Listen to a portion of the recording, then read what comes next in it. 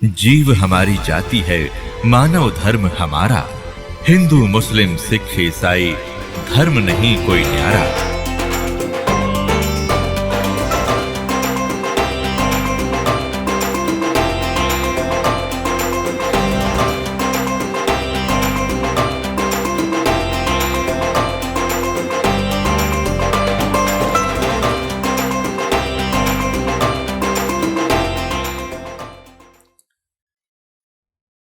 पुण्यात्माओं, वो परमात्मा स्वयं यहाँ आते हैं, वही एक सतगुरु की भूमिका करते हैं, वही एक सच्चे भगत की भूमिका करते हैं, वही एक सच्चे संत की भूमिका करते हैं और वही एक नेक नागरिक की तरह एक अपना उदाहरण करते हैं। एक नेक नागरिक यानी अच्छा व्यक्ति समाज में रहने के किस प्रकार वो रहे, किस प्रकार की उसकी गतिविधियां होनी चाहिए, ये सब लीलाएं माले की करके हमें एक उदाहरण पेश करते हैं। तो वो परमात्मा पूर्ण ब्रह्म, जिसको सतपुरुष भी कहते हैं, उसी को अमर पुरुष भी कहते हैं, उसी को अकाल मूर्त सबद स्वरूपी राम और सतपुरुष, उसी परमात्मा के ये उपमात्मक नाम है। उनका रियल नेम जो है, वास्तविक नाम कबीर देव है, कबीर साहब।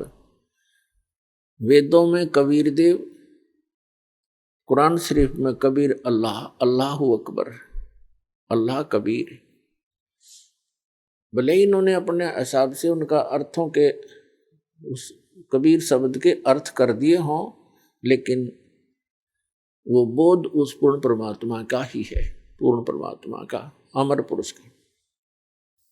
कबीर परमेश्वर जी ने 600 वर्ष पहले जब इस कलयुग में आए थे, सन 1398 से सन 1518 तक 120 वर्ष परमात्मा यहाँ रहे और एक जनसाधारण जैसी लीला की, जो कि वो प्रत्येक युग में ऐसी एक लीला करते ही करते हैं। तो उस समय वो एक शिशु रूप धारण करके सतलोक से आए थे अपने निज धाम से, और एक कमल के फूल पर आकर विराजमान हो गए थे नवजात शिशु का रूप धारण करके। वहां से एक निसंतान दंपति नीरू और नीमा, जो जुलाहा थे, जुलाहे का कार्य करते थे, उठा ले गए थे। जुलाहे के घर पे परवरिश होने के कारण और बड़े होकर के जुलाहे का कार्य करने के कारण वो परमात्मा जुलाहा कहलाए। स्वयं परमेश्वर ने अपनी वाणी में कहा कि अवधू अवगत से चलाए, मेरा किसी ने भेद मर्म नहीं पाया। मात पिता मेरे ना ही ना मेरे गर्दासी, और जुल्हे का सुत आन कहा जगत करे मेरी ऐसी।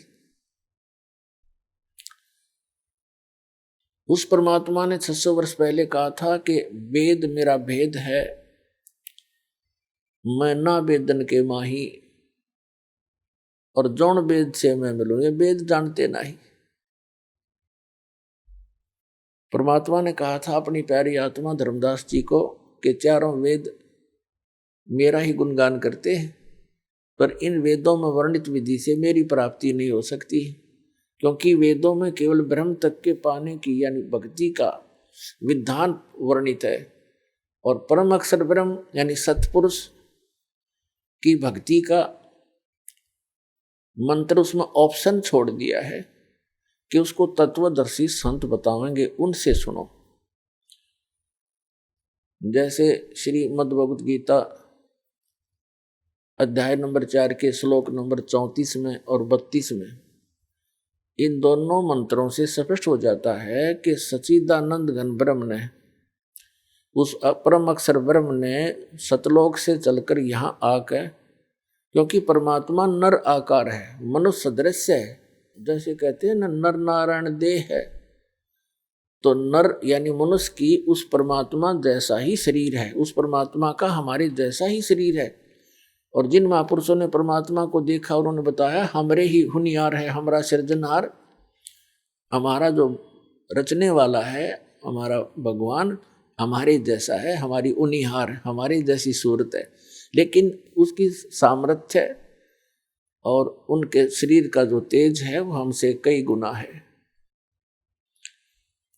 वहां सतलोक में।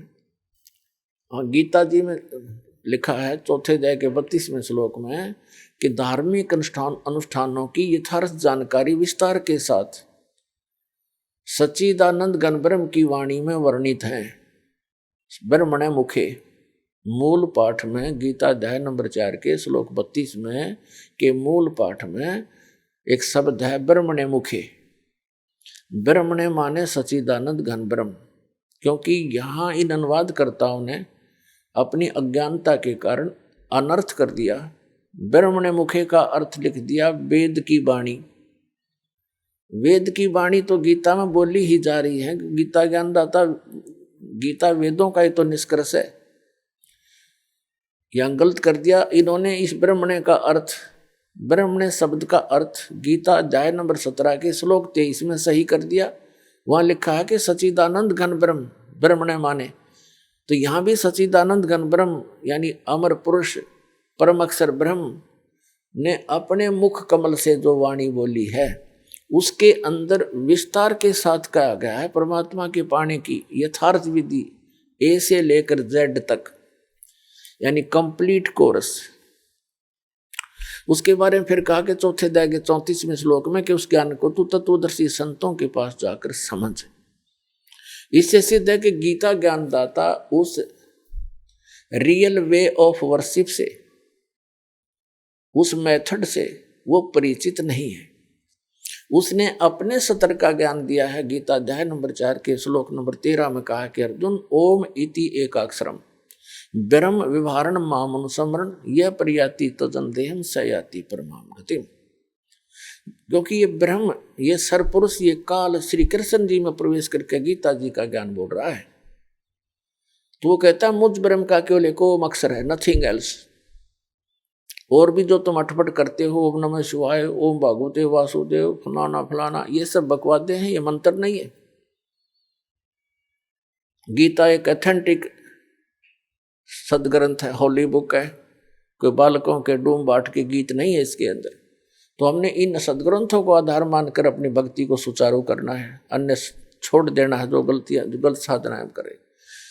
गीता अध्याय नंबर 16 के श्लोक नंबर 23 और 24 में यही दृढ़ किया गया है कि जो शास्त्र विधि को त्याग कर मनमाना आचरण करते हैं उनको न तो सुख होता है, न उनको कोई सिद्धि प्राप्त होती है, न उनकी कोई गति होगी, तो यूजलेस।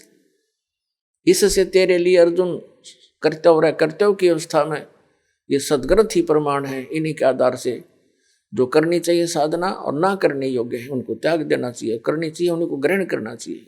इससे अपने भक्ति मार्ग को सुचारू करना, किसी की दंत कथा पर विश्वास मत करना।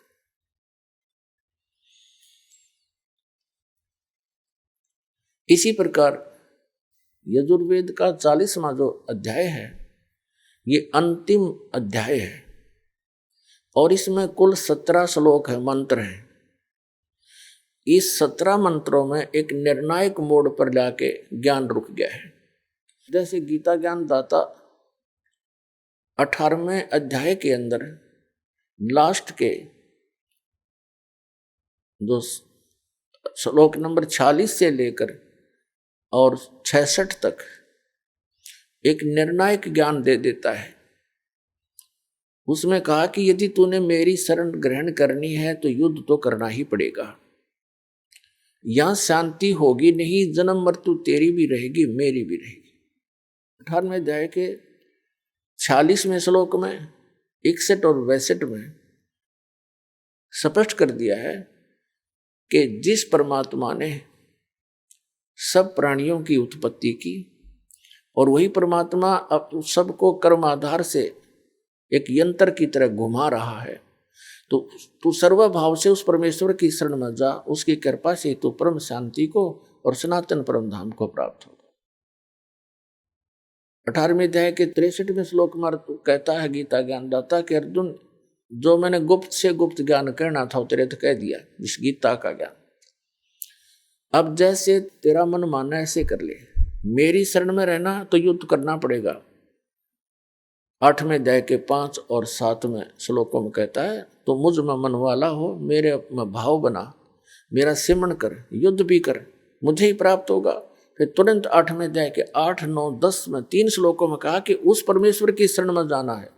उसकी भक्ति करेगा तो उसकी शरण में जाएगा, मेरी भक्ति करेगा तो मेरे पास रहेगा, उसकी भक्ति करेगा तो उसके पास पहुंच जाएगा।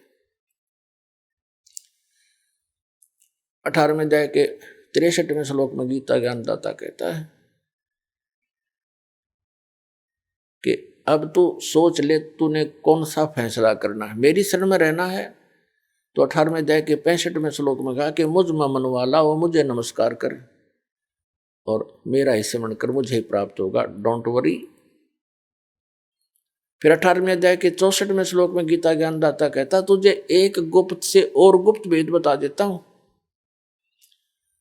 कि जिस परमात्मा के शरण में जाने को मैं तुझे कह रहा हूं, 18वें अध्याय के 62वें श्लोक में, वो मेरा भी इष्ट देव है। ये गुप्त भेद है, मैंने तो ये मेरा गुप्त से गुप्त तुझे बता दिया है। एक तो गुप्त तो बता चुका है 18वें अध्याय के 63वें श्लोक में कि ये अति गोपनीय से भी गोपनीय ज्ञान तेरे को गीता वाला मैंने सुना दिया है। तो फैसला कर ले, डिसीजन कर ले, तूने मेरी शरण में रहना, युद्ध करना पड़ेगा और जन्म मृत्यु तेरी भी बनी रहेगी, मेरी भी रहेगी, ये तो समाप्त हो ही नहीं सकती। और उसकी शरण में जाना है तो उसकी शरण में जा, उसको उसके लिए संतों को खोज ले, मुझे नहीं मालूम। फिर 18वें अध्याय के 64वें श्लोक में तुरंत कहता है कि एक गुप्त और बताऊं, सुने, दोबारा सुन, मेरा पूज्य देव इष्ट देव वही है। तो और परमात्मा ने कहा था उस कि अवगत से चल आया, मेरा कोई भेद मर्म नहीं पाया। गोरखनाथ जी के साथ जब गोष्ठी हुई थी ज्ञान की परमात्मा के साथ गोरखनाथ से, तो परमात्मा ने कहा था कि अवधू मैं अवगत से चल आया, मेरा कोई भेद मर्म नहीं पाया। मात पिता मेरा नहीं, ना मेरे गरदासी, मैं जुल्हे का सुत आन कहा, जगत करे मेरी ऐसी। और फिर कहा था तेरा ज्योत स्वरूपी अलख निरंजन वो धरता ध्यान हमारा, क्योंकि ये जितने भी काल के पुजारी हैं, ब्रह्म पुजारी हैं, उसको अलख निरंजन बोलते हैं कि वो तेरा अलख निरंजन वो धरता ध्यान हमारा, वो भी हमारा ध्यान करता है, तभी अपना गुजारा चला रहा है 21 ब्रह्मांड का। हम फिर उसी प्रसंग पर आते हैं। तो 18वें अध्याय के 62, 63, 64, 65 और 66 में कति निर्णायक ज्ञान है। अब 65 में कहा कि तू मुझ में मन वाला हो, मेरा भक्त बन, मुझे नमस्कार कर, तो मुझे ही प्राप्त होगा, चिंता मत कर। फिर 18वें अध्याय के 66वें श्लोक में कहा कि यदि तूने उसकी शरण में जाना है, उस परम अक्षर ब्रह्म की शरण में, जिसके विषय में 8वें अध्याय के गीता के प्रथम मंत्र में अर्जुन के पूछने पर कि किम तत्परम, उसका उत्तर दिया है गीता ज्ञानदाता ने 3रे मंत्र में गीता अध्याय 8 के कि वो परम अक्षर ब्रह्म है। फिर 18वें अध्याय के 66वें श्लोक में कहा कि उसकी शरण में जाना है तो सर्वधर्मान परित्यज माम, मेरे सतर की जो ब्रह्म साधना तूने की है, जैसे ओम नाम का जाप, यज्ञ आदि, तो मुझ में छोड़ दे।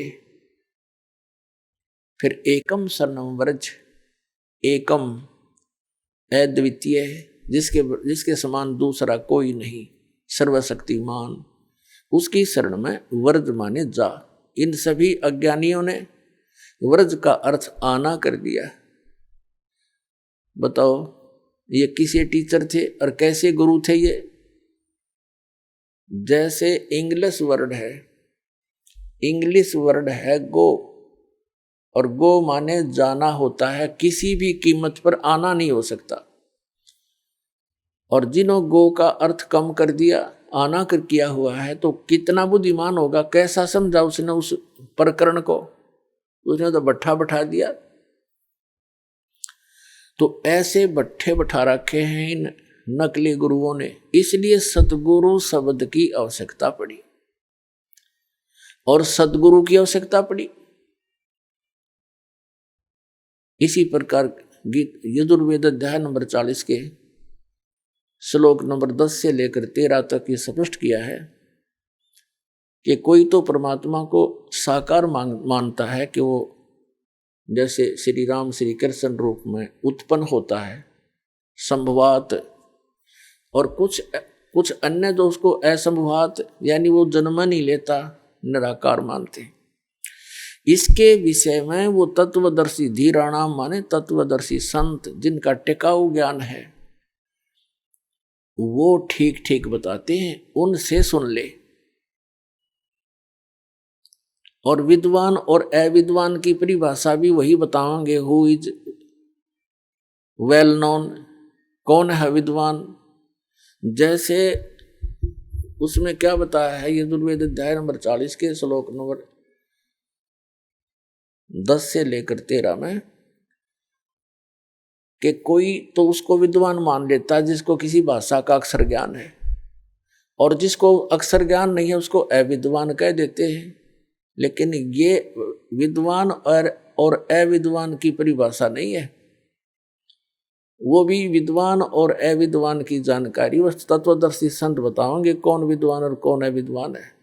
आप सुन रहे थे जगत गुरु तत्वदर्शी संत रामपाल जी महाराज जी के मंगल प्रवचन। अधिक जानकारी के लिए विजिट कीजिए हमारी वेबसाइट www.jagatgururampalji.org। संत रामपाल जी महाराज जी के शुभ आशीर्वाद से पूरे विश्व भर में 500 से भी ज्यादा नाम दीक्षा केंद्र हैं, जिन पर संत रामपाल जी महाराज जी द्वारा ऑनलाइन निशुल्क नाम दीक्षा दी जा रही है। अपने नजदीकी नाम दीक्षा केंद्र का पता करने के लिए संपर्क करें 8222880541।